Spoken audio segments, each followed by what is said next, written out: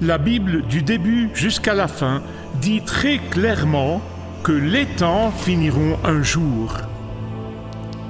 Jésus revient pour prendre son Église et il nous apprend comment vivre dans la certitude de son second avènement.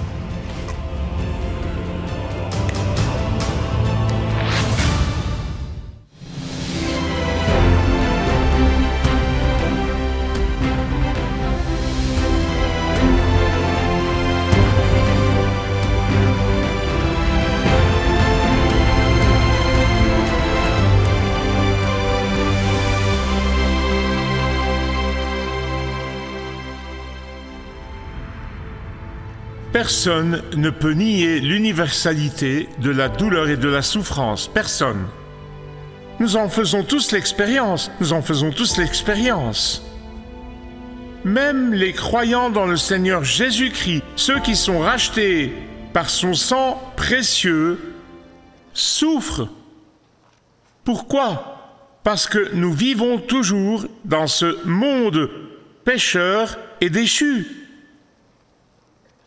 Mais contrairement à ce qui arrive aux non-croyants, lorsque la souffrance arrive sans être invitée et malvenue dans la vie des croyants, il ne s'agit pas d'un jugement. Puis-je le répéter? Lorsque la souffrance arrive sans avoir été invitée, sans avoir été accueillie, et elle n'a rien à voir avec ce que nous avons fait, ce n'est pas un jugement. Ce n'est pas le jugement de Dieu. Je veux vous donner 4 raisons pour lesquelles le croyant souffre dans cette vie. Premièrement, c'est pour nous purifier. Comme nous l'avons vu dans le dernier message, c'est pour nous purifier comme de l'or, pour être plus que de l'or, en fait plus précieux que de l'or. Selon Pierre dans 1 Pierre 1, 6 et 7, il dit de nous réjouir grandement dans notre salut. Nous nous réjouissons d'être sauvés, d'être éternellement pardonnés et d'être en chemin vers le ciel. Il a dit que c'est bon de le faire. Vous vous réjouissez grandement, continuez à vous réjouir. Même si, pouvez-vous dire cela avec moi? Même si vous souffrez un peu pour purifier votre foi qui est plus précieuse que l'or. Dans le dernier message, je vous ai montré les 2 rôles du feu.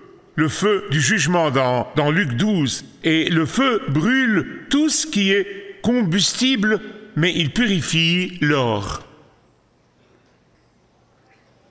Deuxièmement, la deuxième chose que je veux vous dire à propos de la souffrance, lorsque ce n'est pas la conséquence de ce que nous avons fait, lorsqu'elle n'est pas la conséquence de ce que nous avons fait, et la souffrance arrive, ce qu'elle fait, c'est qu'elle nous pousse plus profondément et plus près du cœur de Dieu.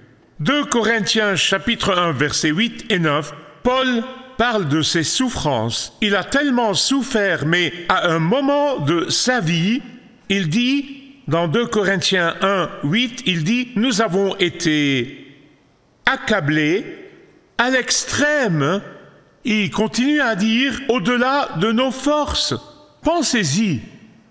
Ce gars qui a traversé tant de choses, il dit, mais cette affliction que je traverse en ce moment, il a dit à l'extrême, au-delà de ce que nous pouvons supporter, c'est beaucoup trop. Mais pourquoi? Il nous donne la réponse. Dieu merci, je n'ai pas à trouver la réponse. Il continue en disant, afin de ne pas placer notre confiance en nous-mêmes, mais en Dieu qui ressuscite les morts. Pour les amoureux du Seigneur Jésus-Christ, toute forme de souffrance doit nous faire désirer le ciel. Elle doit nous faire désirer le ciel. Et il me semble, à moi au moins, que ce ne sera peut-être pas aussi long que nous le pensons. Ça nous fait désirer le paradis, où il n'y a pas de souffrance, pas de douleur, pas de larmes. La 3e raison pour laquelle 2e permet la souffrance pour ses enfants, les croyants, et que nous pouvons ainsi avoir de la compassion pour les autres qui souffrent. Selon mon témoignage, les moments où j'ai le plus grandi en Christ et par Christ sont ceux où j'ai été brisé et affligé.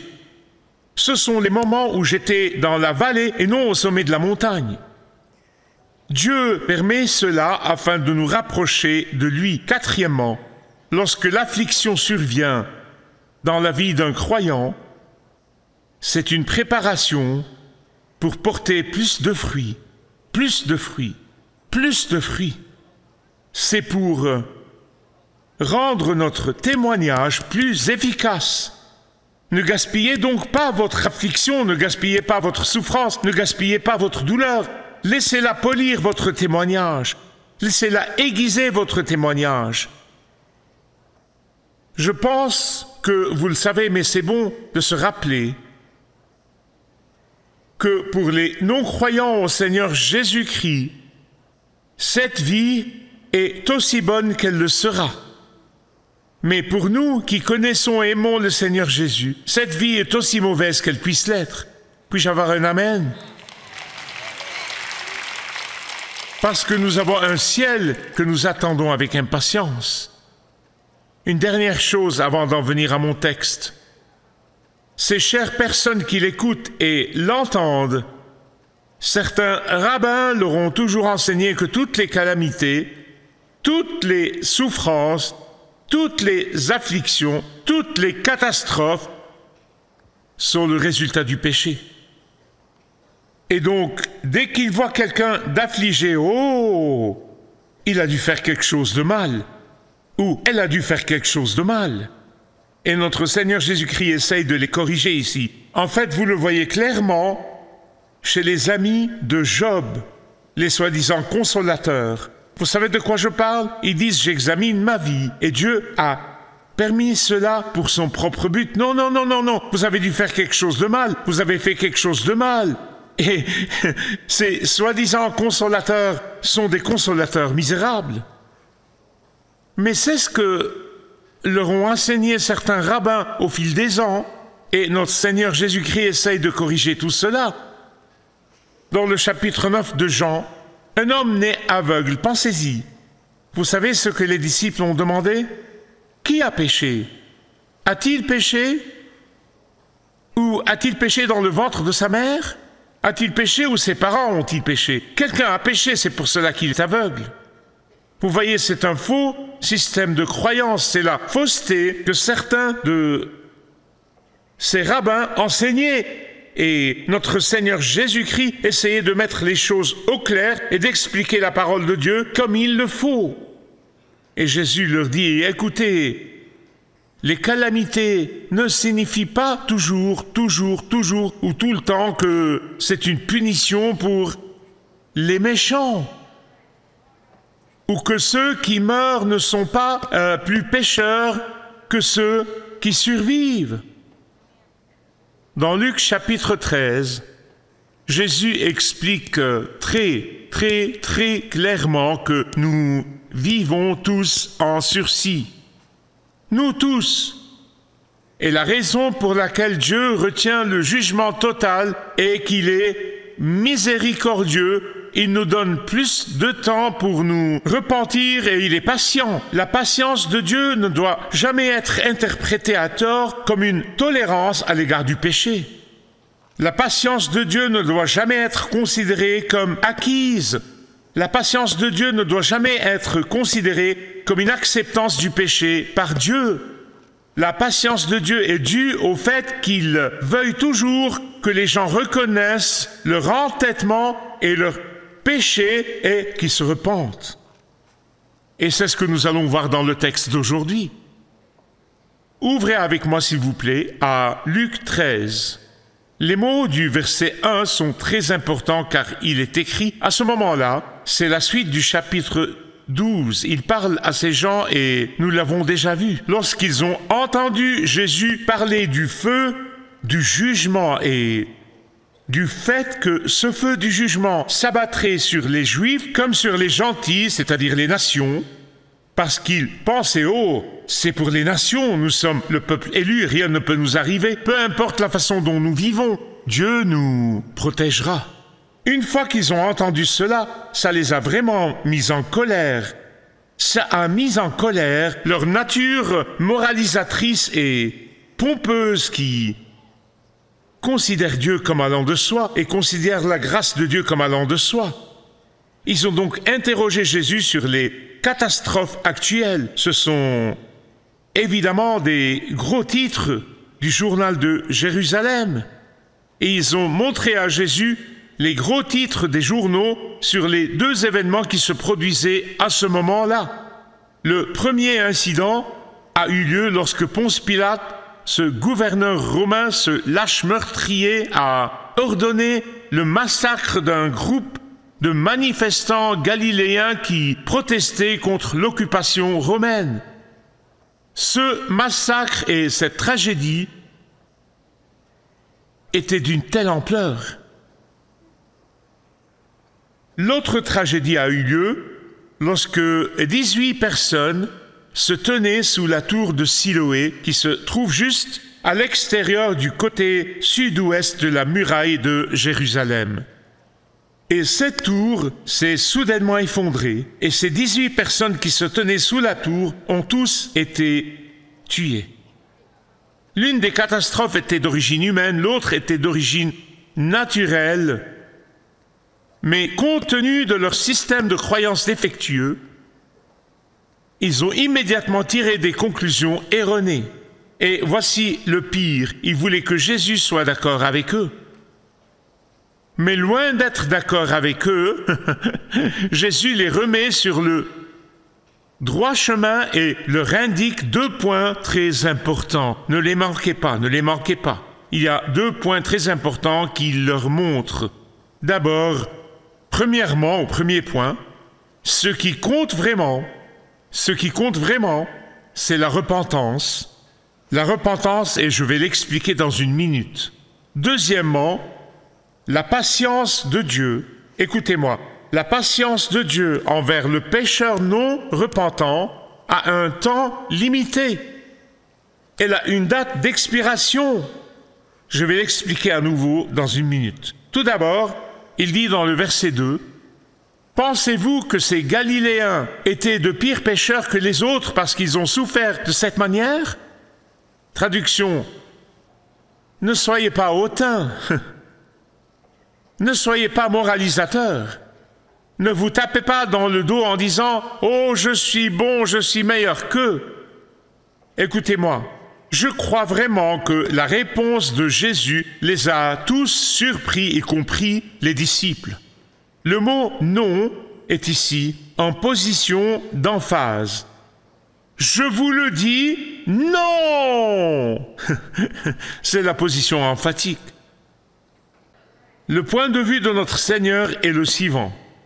Ceux qui sont morts ne sont pas de pires pécheurs que ceux qui ont survécu. La raison pour laquelle Dieu permet aux pécheurs de vivre est qu'ils peuvent répondre à son invitation miséricordieuse.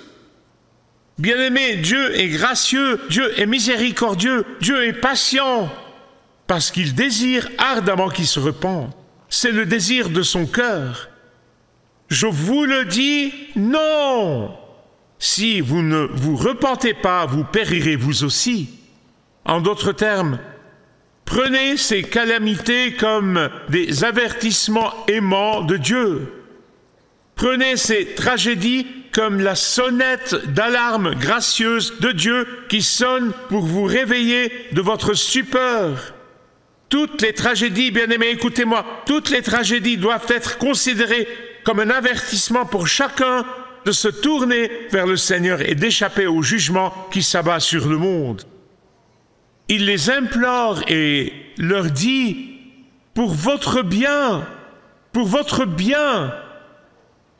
que toute tragédie soit pour vous un avertissement. Soyez avertis que le jugement s'abat sur le peuple rebelle. Sachez que si vous ne vous repentez pas et ne vous tournez pas vers Christ pour obtenir le pardon, vous subirez un sort pire, un sort éternel. Sachez que le jugement éternel de Dieu s'abat sur tous ceux qui refusent l'offre de salut qui vient de la croix du calvaire. En fait, ceux qui ont entendu l'avertissement, mais qui n'en ont pas tenu compte, paieront un prix plus lourd. Le jugement éternel. Leur jugement sera plus sévère plus tragique. Sans fin, sans fin. Jésus répète 2 fois la phrase « Si vous ne vous repentez pas, si vous ne vous repentez pas » au verset 3 et au verset 5. Jésus insiste 2 fois. Il dit « Si vous ne vous repentez pas, si vous ne vous repentez pas ». Que signifie la repentance? Il y a 2 éléments dans la repentance. Premièrement, une personne, tout être humain sur la surface de la terre doit reconnaître qu'il est pécheur et qu'il a ou qu'elle a offensé un Dieu saint, qu'il est né avec le péché, qu'il pratique le péché. En tant que tel, il se dirige vers une éternité sans Christ, pleine de souffrance et de tourments. Non pas parce que Dieu est capricieux et vindicatif, non, non, non, non, non, mais parce que l'enfer est la destination naturelle de ceux qui offensent un Dieu saint. Par conséquent, vous devez être d'accord avec Dieu. Vous devez être d'accord avec Dieu, je suis un pécheur. Mais vous voyez, se détourner du péché n'est que le premier élément. Se tourner vers Christ est le deuxième élément. Se détourner du péché, oui, mais il faut se tourner vers Christ, se tourner vers Jésus, qui est le seul à pouvoir vous sauver de ce destin horrible. La repentance ne consiste pas seulement à se détourner du péché, mais à se tourner vers le seul qui non seulement vous sauve du péché, mais vous donne le pouvoir de vaincre le péché dans cette vie. Ensuite, notre Seigneur nous donne une image, une histoire, une parabole. Il nous montre qu'il persévère et persiste dans sa miséricorde, mais qu'un jour, cela prendra fin. J'appelle cela une date d'expiration. Pour illustrer cela, il parle d'un figuier. Un propriétaire possède un beau jardin et il vient au milieu du jardin et il plante un figuier et il le plante bien. Certains de ces figuiers peuvent pousser jusqu'à, ils ne sont pas censés d'être hauts, mais certains d'entre eux peuvent pousser jusqu'à 8 mètres de haut. En plus des délicieux fruits que sont les figues, ces arbres servaient d'excellentes sources d'ombre pour se protéger de la chaleur torride du Moyen-Orient. Le jardinier prenait bien soin de ce figuier. Il protégeait le figuier, il pourvoyait aux besoins du figuier, il l'avait placé dans un endroit idéal, il l'arrosait régulièrement, il le fertilisait régulièrement. Et pourtant, à son grand désarroi, il pousse saison après saison sans aucun fruit. Aucun fruit. Cette situation tragique laissait le propriétaire perplexe et frustré par l'absence de fruits. Cet arbre mettait sa patience à l'épreuve. Et je vous en supplie, ne continuez pas à éprouver la patience de Dieu, car cette patience finira un jour par s'épuiser. Pour certains, ceci est le dernier avertissement. C'est un avertissement sévère pour vous. C'est un avertissement terrible pour vous. Tournez-vous vers Christ maintenant. Repentez-vous maintenant. N'interprétez pas à tort la patience de Dieu à votre égard comme une acceptance de votre péché, votre rébellion contre le Dieu saint et contre sa parole. Verset 7. Le propriétaire dit au jardinier, « Coupe-le, coupe-le !» Pourquoi continuer à épuiser les nutriments, le soleil et l'eau s'il refuse obstinément de produire des fruits de repentance? Le jardinier supplie le propriétaire, « Donne-moi une année supplémentaire. Donne-moi encore une chance. » Bien-aimé, c'est le Saint-Esprit qui parle à Dieu le Père et lui dit de vous donner une chance de plus, de vous donner une chance de plus pour que le Saint-Esprit puisse parler directement à votre cœur, une fois de plus, pour qu'un ami puisse vous parler, une fois de plus, pour que vous puissiez entendre cette invitation aimante, une fois de plus, pour que vous puissiez être prévenus, une fois de plus, pour que vous puissiez voir la souffrance des autres comme une occasion de vous réveiller de votre condition, une fois de plus. En fait, cette parabole a plusieurs applications. Comme vous le savez, toutes les paraboles, lorsque Jésus les raconte, ont plus d'une application. L'application immédiate, c'est qu'il parle d'Israël, parce que vous verrez plus tard, à la fin de ce chapitre, Jésus pleure sur Jérusalem qu'il a rejeté comme son Messie. Il pleure. C'est probablement la première application. Il y a une deuxième application. Elle concerne tous ceux qui ont refusé de répondre à la grâce de Dieu. Tous. Les mots « l'année prochaine », c'est une expression qui montre que c'est une indication qu'il y a un temps limité. Il y a un temps limité. Ce ne sera pas pour toujours, ce sera pour toute la vie. Une fois que la porte de la miséricorde est fermée, elle est fermée. Une fois que vous continuez à rejeter l'invitation et que l'invitation est retirée, c'est fini. Une fois que l'opportunité est totalement refusée, il n'y aura plus d'opportunité.